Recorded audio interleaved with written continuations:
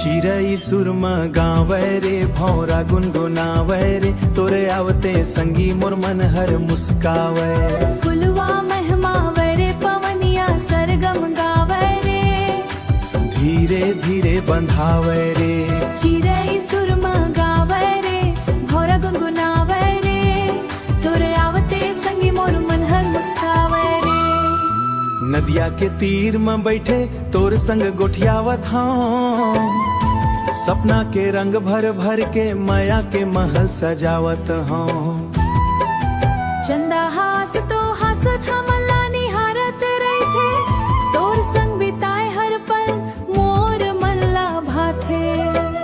पायल के छन छन गूंजे चूरी के खन खन बाजे मोर दिल के धड़कन संगी तोर नाव गुनगुनाए। चिरई सुरमा गावे रे भौरा गुनगुनावे रे तोरे आवते संगी मोर मन हर मुस्कावे।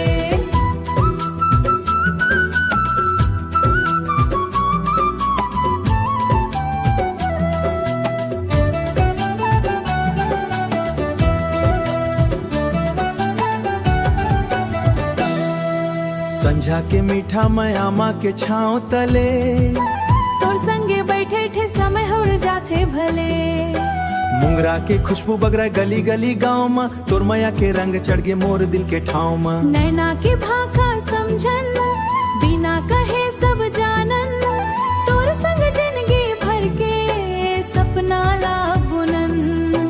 मांदर के थाप सुनाए दे दिल के बात बताए दे, बांसुरी के मीठा तान मोर मन ला बहाए दे।